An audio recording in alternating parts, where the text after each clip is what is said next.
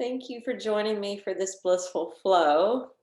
We're going to be working with the forearms today. So, when we're working on the forearms, we're really strengthening the triceps, we're strengthening the deltoids, the outer shoulders.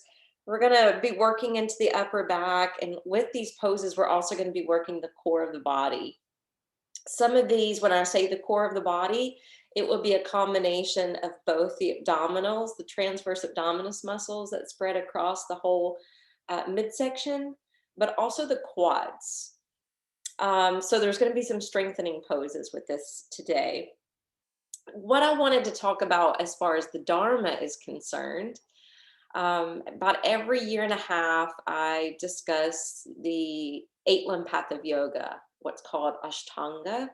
And it's mentioned in both the Sri Bhagavad Gita as well as Patanjali's Yoga Sutras. Now, the 8 limb path is a way of living yoga. So if you look at it and break it down, the very first one of the 8 limb path is called yamas. And yamas means control. So it's self-restraint, self-discipline, or self-control over our conduct. So this concerns our thoughts, our words, as well as our actions. And the first one I mention a lot, it's called Ahimsa. I even bring it up on Martin Luther King Day because he got his influence from Mahatma Gandhi, who led the peaceful movement in India based on this yogic principle. So ahimsa means non-harming, non-violence, non-injury. And if you want to put it in an affirmative, you can just say, be kind, be compassionate, be peaceful. So how can we be more kind, more compassionate, more peaceful, not just to ourselves, but to others? So I'm going to back up just a minute. We practice the yamas, the niyamas in this eightfold path as a way to create a more enriching, meaningful, and purpose-filled life. And it's also a way to reduce suffering for ourselves or suffering for others. You can see how practicing no harm, being kind, compassionate, and peaceful could do that. The second one is Satya. This is another one I mention a lot. Satya means truthfulness, honesty, and integrity. Basically, do not lie. So trying to align to your higher self so that you're being true to you and you're discovering what your truths are and you're living according to your truths. So when we're going through the practice and we're working physically in the body, be honest with what you're capable of doing, do less when you need to do less, add in props whenever you need assistance, leave it out if you want to. So those are the first two yamas, and we're going to be continuing this in the series. And I'm going to go ahead and meet you on the mat.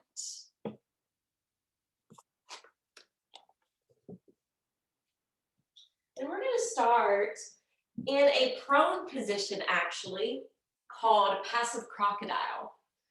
And so if you come down to rest on your belly, you separate your feet as wide as your sticky mat. Your arms are going to cross in front of your chest, and then you'll bow your head. Now, with your arms crossed and your head stacked on top of that, it should be providing a tunnel or a breezeway beneath the face, so it's easy to access your breath. Just make sure that your legs are softening and that the buttocks is softening. And just let your whole belly just spill down to the ground.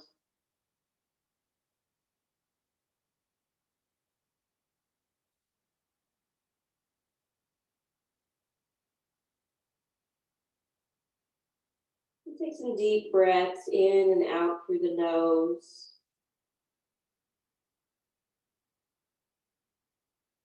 And as we're breathing in a diaphragmatic way, you'll feel the belly attempting to really swell and balloon, even though it doesn't have an area to go. And then on the exhale, you'll feel the belly retract.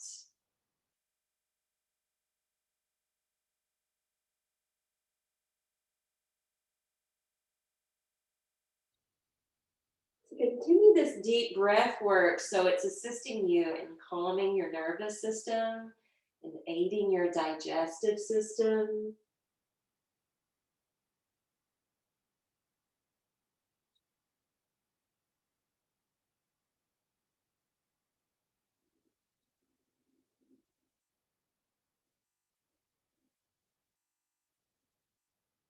And as you're continuing to center here and breathe, I want you to consider that there's different aspects of yoga and what we're trying to liberate ourselves with. And so we know we're trying to free up more space in the mind that's often so crowded and so clouded over. We're trying to break free from the confines of the body so that we're more mobile and free and agile. And we're also trying to free up any barriers or boundaries of the heart.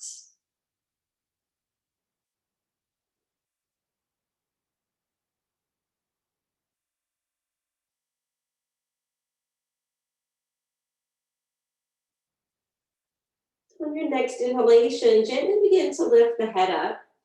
And just lift it up just enough so that you can gather the legs more together and stretch the leg bones back behind you, gluing the feet to the floor. You'll step the elbows right up underneath the inside of the shoulder bones, create parallel lines with your forearms, spread out through the fingers, and allow the crown of the head to soar up. Now, when you're stretching back the legs and the feet, you'll find that your kneecaps will lift off the floor. Your buttocks will get really firm. And if your low back feels at all tender, try to draw the navel in towards the spine. Root a little heavier through the elbows. See if you can lift up through the breastbone. And your head can either lift straight up or be slightly angled forward if that's better for your neck. This is an active back bend. We're already starting to engage the triceps, the deltoids, the upper back, giving a flush for the kidneys and the adrenals. Back bends can be energizing and awakening. So this can give you a little boost of energy if it's at the end of a workday or early in the morning if you're just waking up. Now on your next exhalation, we're going to slide the hands out in front of us and come down to either the chin or the brow. We're going to do a swimming variation of locust pose. As you inhale, lift your right arm, head, chest, left leg up. And as you exhale, slowly descend down. Inhale, left arm, head, chest, right leg lifts. Exhale, descend down. And we're going to continue this flow of movement. Inhale, lifting alternate limbs. Exhale, sinks you back to the ground. Now, some people like to amp it up a little bit more by not dipping all the way to the floor and hovering the hand and the foot.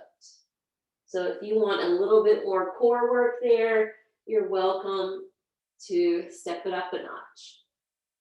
But you can tell this is activating the quads, creating an extension in the hips. It's strengthening the low back as well as the belly.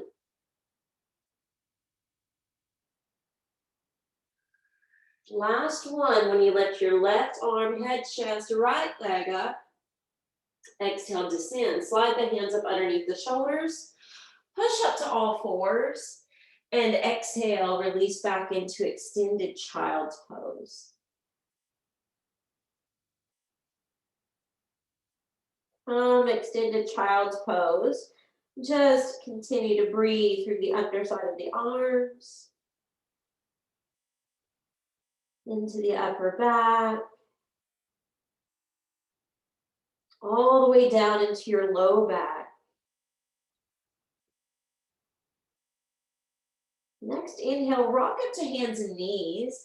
But as you exhale, you're going to take cat stretch. So the tailbone's going to drop.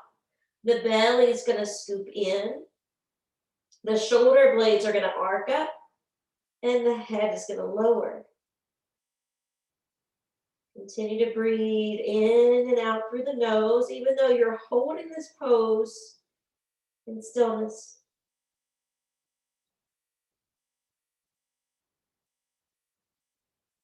Sometimes when we're taking a forward fold, like Uttanasana, I'll tell you to pay attention to notice if you shift your weight to one side or the other. Notice here, are you shifting more weight into your right limbs or your left? Can you create equanimity? Notice if you're suctioning in more through one side of your abs versus another. Can you do it to the left and right equally? All right, inhale, neutralize the back. We're going to lower the left forearm down in front of us. And we're going to stay stacked on the right hand. Suction the belly in. Start to elevate your right leg. Look back over the shoulder and spread the toes nice and wide. We're going to strengthen the hip now by drawing the knee in towards the right shoulder. Inhale, power up and out through the sole of the foot.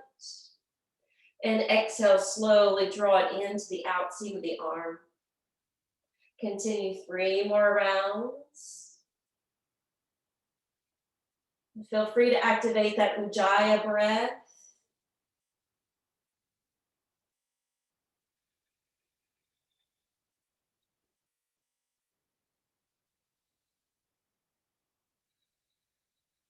Now lower the right knee down to the floor. Come back to Sphinx arms, where it's kind of like tabletop, but you're on the forearms instead. Sink the belly, lift the crown of the head, Betalasana, like cow tilt, and then exhale, round it out like cat stretch. I'll continue this flow of movement. Inhale to cow. Exhale to cat. Inhale to cow. Exhale to cat. Now neutralize the back. Stand back on your left hand. Turn your right hand to face it. Suction the belly in. Lift your left leg up and back. Spread the toes, maybe even gaze back that direction, the Padayura Drishti. And then as you exhale, keep that knee pretty elevated as you draw it in towards the left shoulder.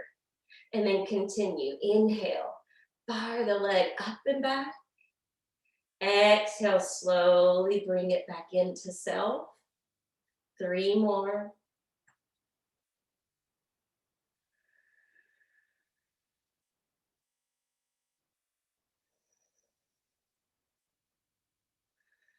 Nice and controlled movement.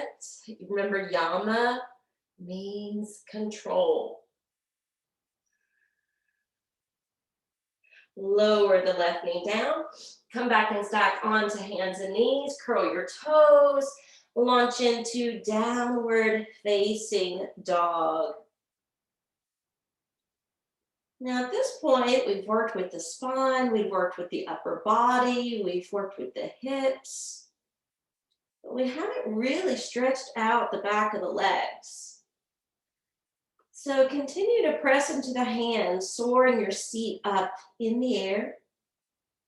Drive your thighs back, but see if you can start to stretch the back of the legs by sinking the heels lower. Now, as you're driving your heels down towards the floor, continue to pick up through your seat. Create traction through the spine. Loosen the neck and just let it naturally hang.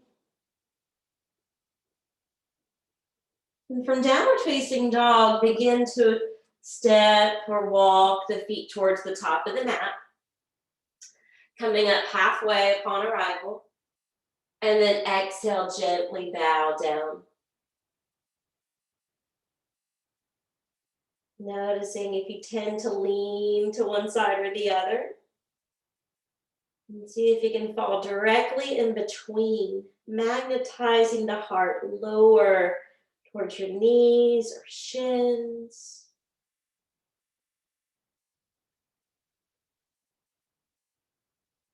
Reflect for a moment on how ahimsa, just doing no harm, being kind and compassionate, and being peaceful, is just another way of really saying, do unto others as you would have them do unto you. It's like the golden rule. Sprinkle in some truthfulness and honesty, and you have the first two yamas. Now on your next inhale, sweep the arms to your sides and up. When you bring the hands together for upward worship, gaze in their direction, hasta drishti. We're going to bring the thumbs just to the upper back. Since we're working with the forearms tonight, I want you to draw the elbows towards each other, shoot them skyward, create a little thoracic back bend, and then inhale, hasta drishti, to upward worship. Exhale, continue to dive low into uttanasana, releasing the hands apart as they dangle towards the feet.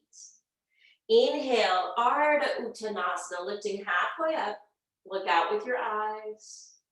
And as you exhale, lower back down. Inhale, take plank.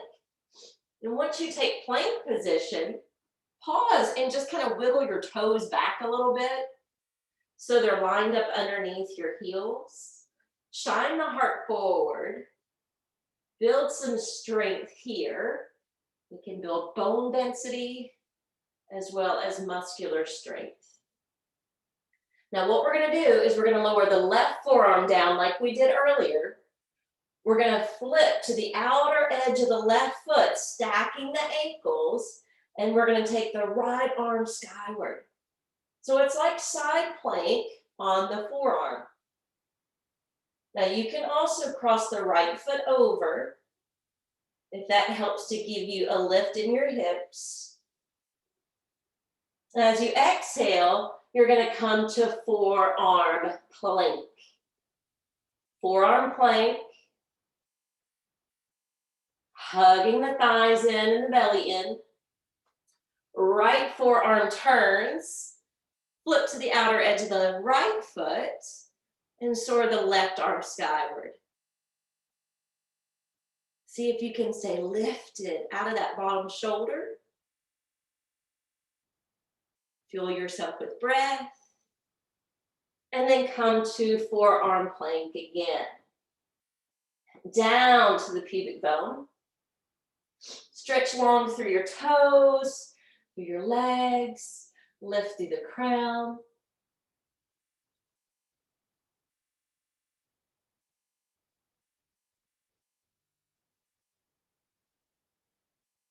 And then be honest with yourself here. If you need to make any adjustments or even come a little lower, your elbows can walk forward and you can release to prayer hands.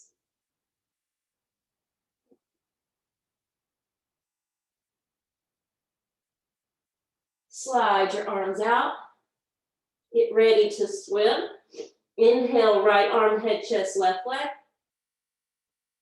Exhale, descend. Inhale, left arm, head, chest, right leg. Exhale, descend.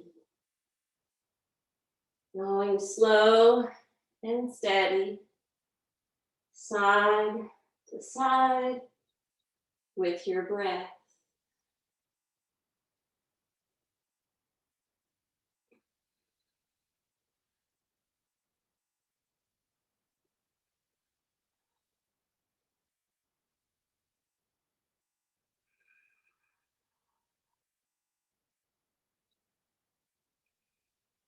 This time when you come down, slide your hands back underneath your shoulders. Push up to all fours.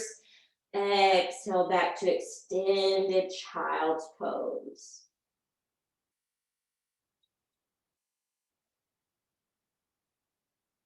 Your hips settling back towards your heels and resting on your brow.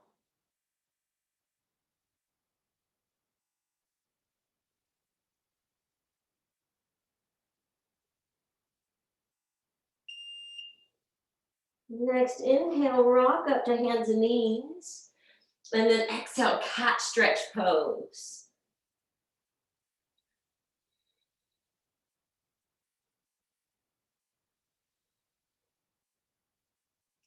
Stay landed on the top portions of the feet.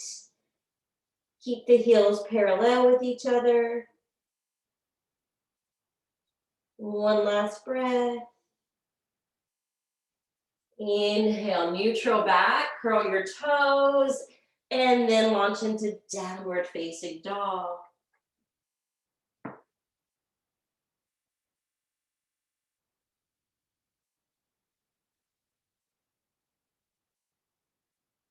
Breathe well.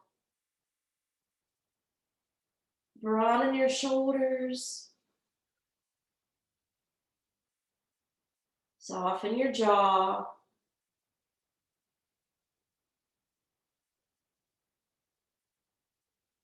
Let calmness begin to sweep over you.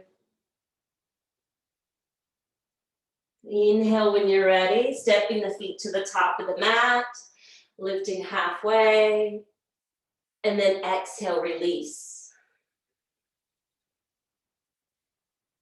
Pausing in Uttanasana, drilling the feet down, lining the legs up, magnetizing the heart lower.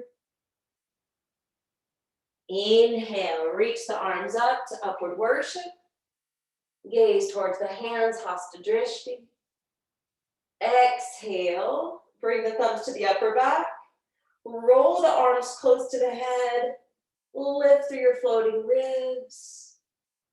Urdhva Drishti, gazing straight up. Inhale, Hasta Drishti, as your fingertips reach in upward worship. And then exhale, fold straight down the middle. Moving on. Inhale, lifting halfway. Exhale, spill back down. Inhale, we're taking plank. And then notice if you're doing a little cat stretch here, like what I'm doing, or a slight down dog with your hips up, right? So the heels back, thighs strong, midriff strong, shoulders lined up over the wrist. And then bring the left forearm down, flip to the outer edge of the left foot. Take your version of side plank. So this is a great way to learn different poses on forearms in case you're ever practicing on wrist and they get sore or sensitive. All right, let's come to full forearm plank. Make sure the elbows are lined up in the proper place. And then turn your right forearm in. Left hand can help you to balance before you lift it up.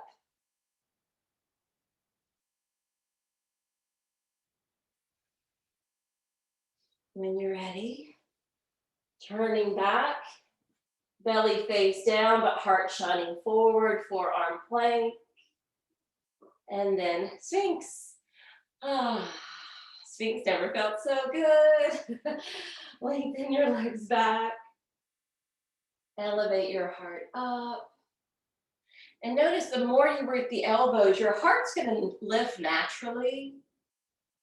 And it also provides that space between the ears and the shoulders, so they're not all the way up like earrings. Rising joyfully to greet each and every new opportunity. Each moment an opportunity to practice Ahimsa and Satya. Now slide your arms out. Locust. Inhale, right arm, head, chest, left. Exhale, descend. Inhale, left arm, head, chest, right leg. Exhale, descend, and you'll just alternate side to side. Remember, you're performing with your breath. That way it's not just mechanical exercise. This is what makes it true to yoga. All right, when you come down this time, hands slide under the shoulders. Push up and back to child's.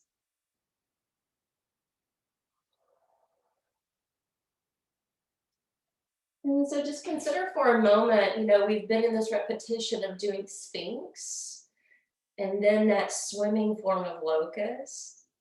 And that's why I'm adding in these counter positions of child's pose and the cat stretch pose. When you're ready, inhale, hands and knees. And exhaling, cat stretch pose.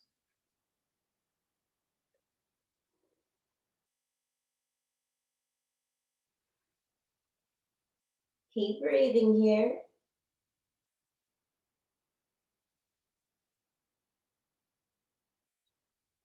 Inhale, neutral back. Exhale, downward facing dog.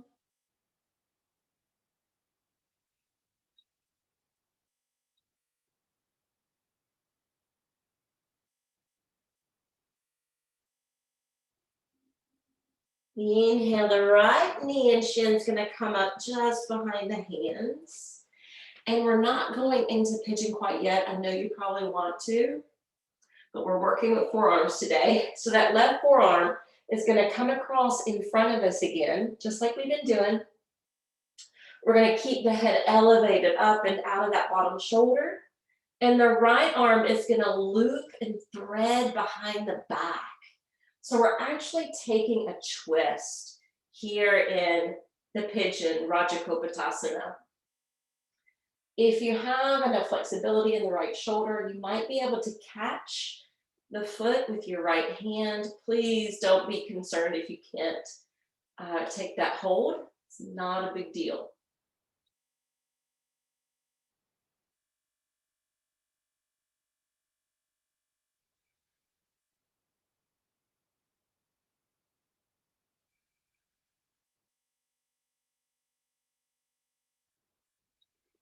Exhale, unwind that twist.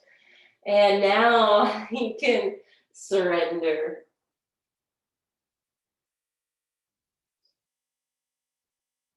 As you're surrendering into this position, I want to share a couple things with you. One, since we're talking about the 8-limb path and it reducing suffering, the term for suffering in Sanskrit is dukkha. And we're trying to move out of dukkha, suffering, into freedom or liberation. And the Sanskrit term for that is moksha. So when we're doing the physical practice, we're trying to attain freedom through physical transcendence. And that's part of the Hatha Yoga intention. When we look at Raja Yoga, the royal aspect of yoga, what is steeped in meditation, we're trying to use meditation as the way to attain freedom or liberation. If you're more of a Jnana Yoga, which is the yoga of intellect and studying scripture and sacred text, you're studying it as well as applying it in order to transcend what is real and what is unreal to that place of liberation and freedom. And then the last two is Karma Yoga, which is the yoga of service, using service as a way to create freedom and lessen suffering. And then, of course, we've got Bhakti, which is about devotion and allowing the devotion to be also that state of sweet surrender towards the higher power. So we have a little bit of all this kind of sprinkled into our practice today.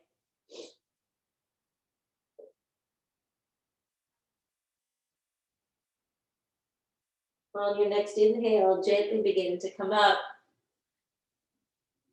Curl the toes under, step back, downward facing dog. Straighten out through the limbs.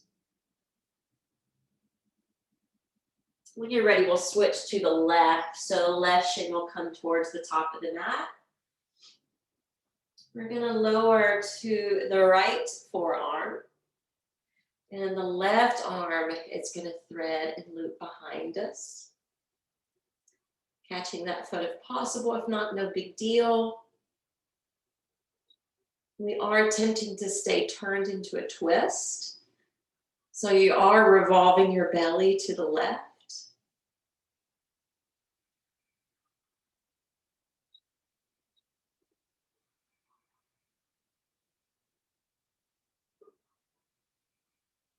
This hybrid blend may help you to feel that piriformis.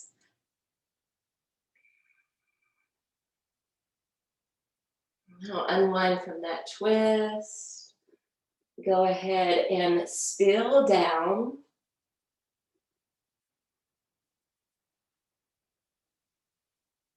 And this may be a good time for you to practice some bhakti yoga. That state of sweet surrender.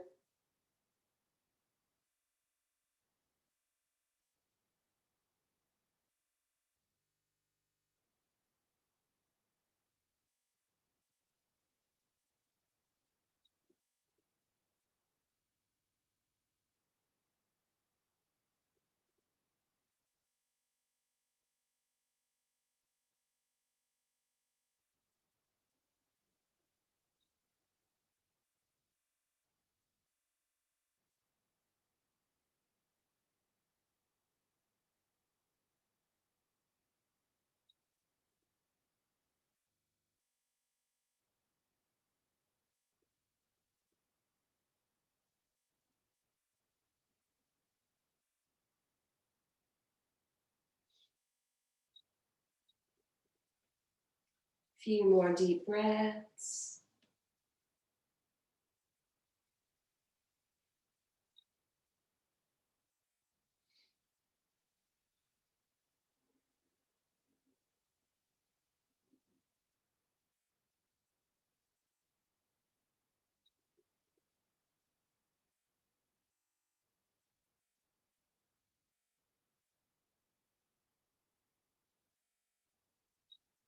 Even allow the tongue to float in the mouth instead of pushing up toward the rooftop.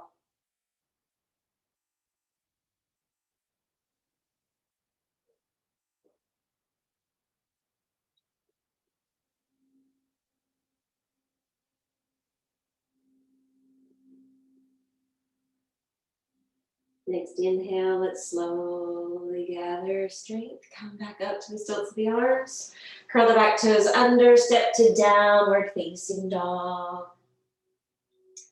Once you stretch all the way up and back, fly that sacrum up as high as possible. And when you're ready, land your feet however you'd like to arrive at the top of the mat. Folding over in half. Inhale, coming all the way up to upward worship. Exhale, hands behind the back. Inhale, roll the arms to hug the face. Create more of a heart opening position. Set your concentrated eyes towards the ceiling. And then inhale back towards the hands as the arms shoot up. And then exhale, lower back in. This is our last Surya Namaskara. Inhale, come halfway up. Exhale, bow back in. Inhale, take plank. All right, now, again, notice your position, because I know that you're anticipating forearm plank. But focus on plank first, refine your alignment. Then sink the left forearm down, turn to the outer edge of the left foot, right arm soars up. And I'm gonna test you here. Lower to your hip. And so when you lower to the hip, remember it's harder to come away from gravity. And that's why we have to focus on what is the foundation of that pose. It's the whole left forearm as well as the outer edge of that left foot. But you can use that right hand to push into the floor along with those bases and then free up the right hand.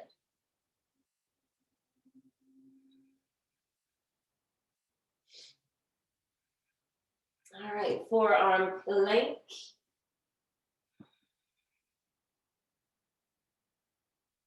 Right forearm in front. Open up. All right, sink it down. And then we got to get back up. It's so hard, right? So even if you need to step that left foot over and push down with the hand and the foot to lift the hip, that's okay. Right? As long as we get up. All right. One more breath. All right, we're done with those tonight. Come into forearm plank. Down to the pubic bone. All right, line those legs up to be parallel with one another. The quads are elongated. We're opening and stretching the front side of the hips. The buttocks is really firm because we're actually driving the pubic bone down into the floor, which makes the tailbone tuck, which makes those muscles engage. That will allow the glutes to get stronger. And it's also great for the SI joints. If your low back hurts, pull the belly in, give it some more protection. Angle the head forward if you need to for the neck. All right, last swimming locust, slide on out when you're ready. Use your breath. It's nice to create that audible breath because then you have that sound to follow. When the sound pauses at the top, retain it briefly.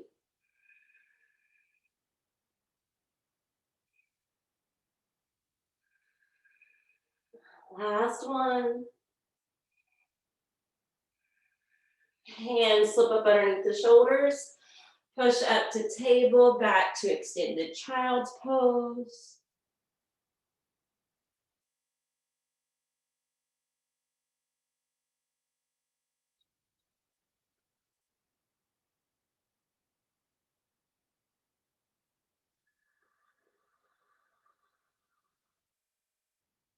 Inhale, hands and knees. Exhale, cat stretch. Continue to breathe.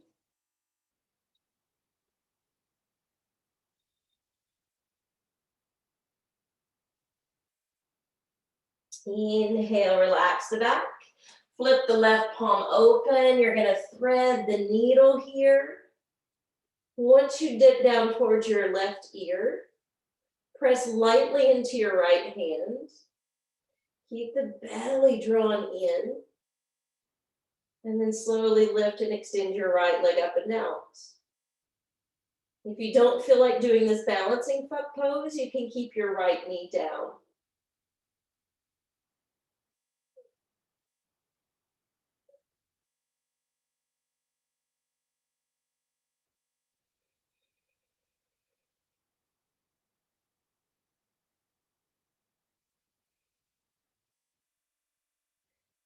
Exhale, lower the right knee.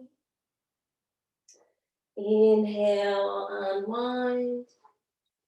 Exhale, thread the needle to the other side. Once you're down to the right ear, push lightly into your left hand. Suction the belly in, anchor the right shin. When you're ready, carry the left leg out and up. Reach through the padding of the foot. Open the channel of your breath. In every pose, in any given moment, and in any transition, you're trying to honor these first two principles, Ahimsa and Satya. We can apply these principles here on the mat. It'll be much easier to apply it off the mat.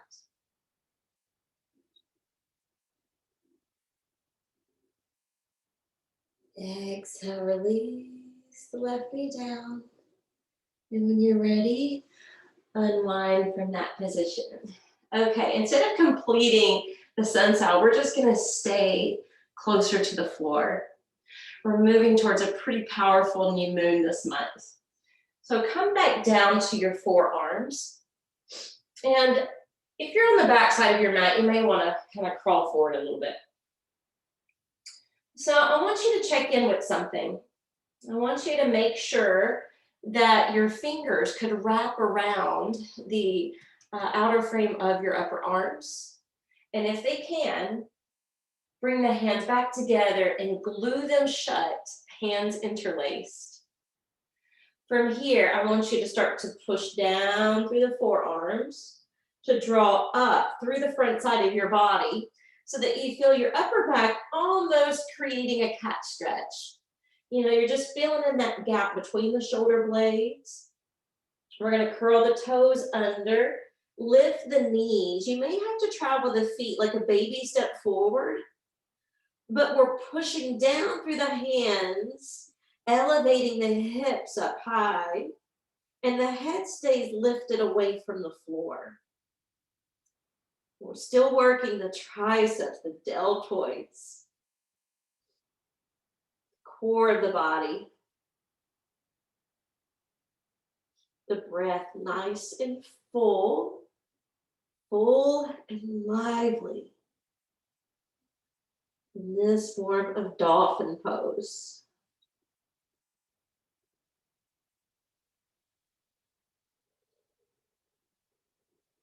As you exhale, land your knees and circle the arms this time around you. Sit back into full child's, more like the fetal position.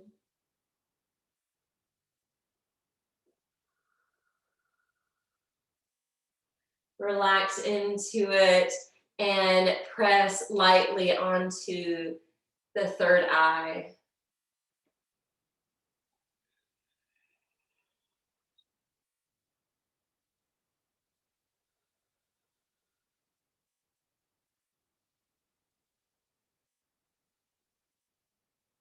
All right, and slowly extend your arms, shift forward again.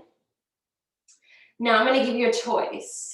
You can either go back into that dolphin. Now you can do dolphin with just like Sphinx arms, but there is something to be said about drawing those hands together. When we bring the hands together, it's like closing the circuit of the life force energy in the whole body. So we definitely have like more access to strength. So if you want to create that same dolphin position, you can do that.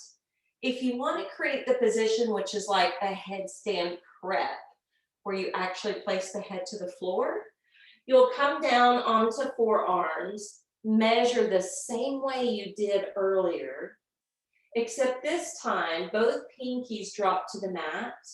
Your thumbs open up so that your head can relax right inside the hands.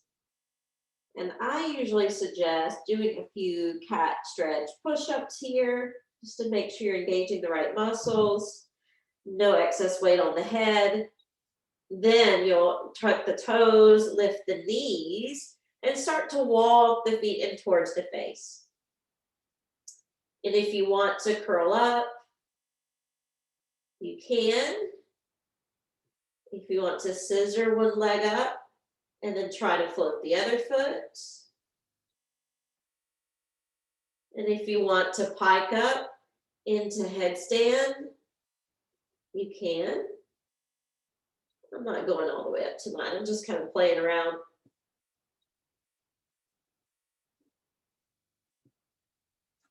And once you are complete with your dolphin or headstand, pause.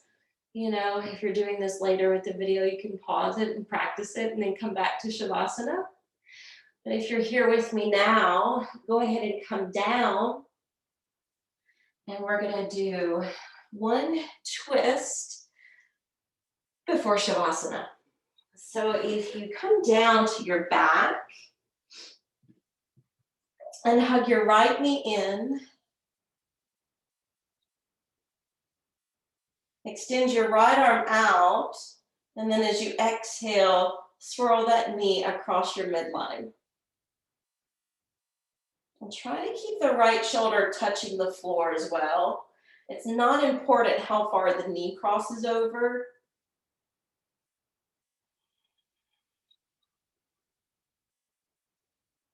Couple deep breaths.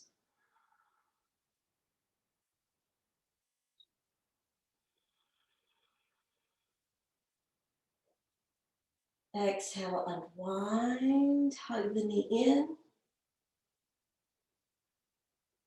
And then let's reverse that. So extend your right leg, bend your left knee, catch a hold of it. Inhale, left arm extends out shoulder height. Exhale, knee crosses over the body.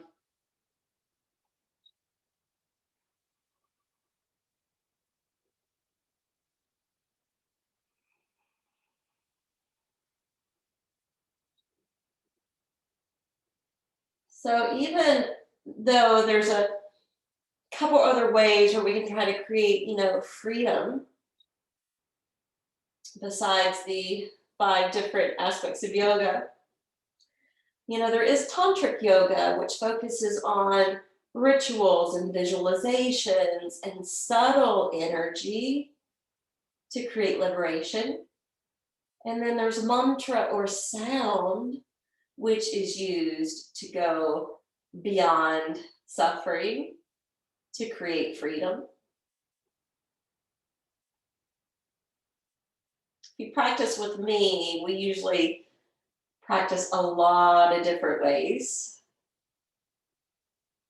but you may find some you resonate with more. All right, exhale, unwind. Hug both knees in. And then I want you to consider, right, you're at home. So if you want to lie down on your couch, if you want to get supine on your bed, or if you just prefer your mat, go ahead and stretch out. If you want to utilize any pillows, blankets, or bolsters to make it more restorative and supportive, then add in those goodies.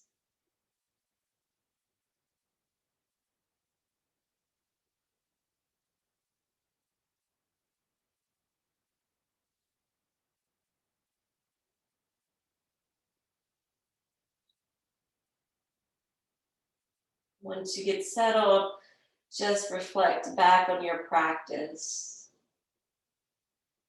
Were there any points along the way where you thought perhaps you may have been overdoing it?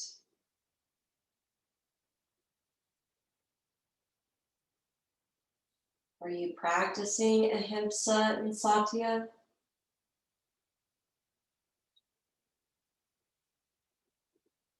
Are you being real and honest with yourself? Kind and compassionate to your mind and body?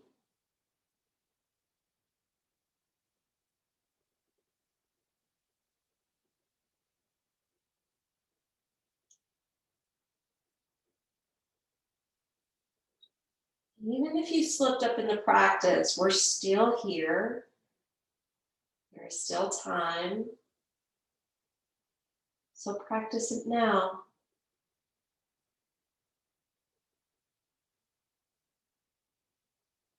And the way to practice it now is just to deter away from the senses, since they want to take us out of ourselves.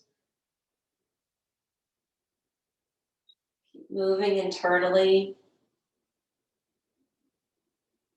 withdrawing away from any thought that is of no use, that is not of any service in the now moment.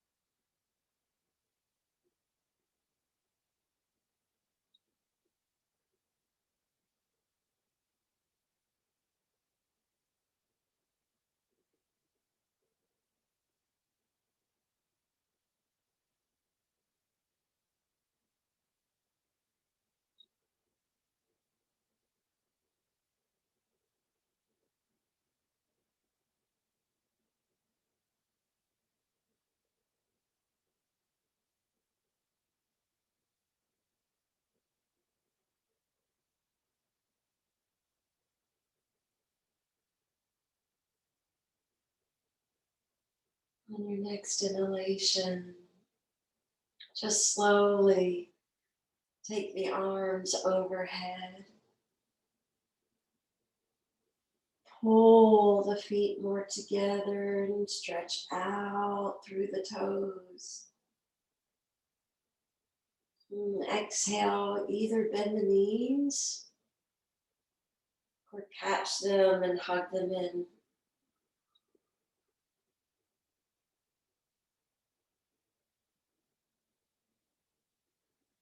Rolling to one side of the body. Taking as much time as you need to there before coming up to take a seat.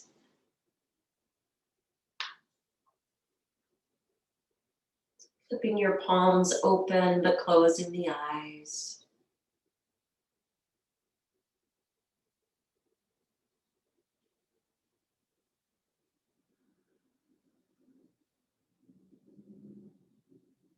Joining your palms together.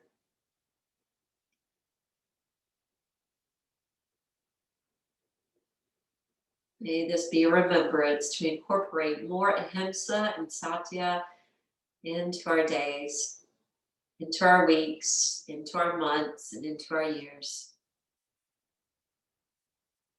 May we be the change that we wish to see in the world, promoting more freedom and lessening any suffering. The light within me honors and bows to the brilliant light within each of you. Namaste.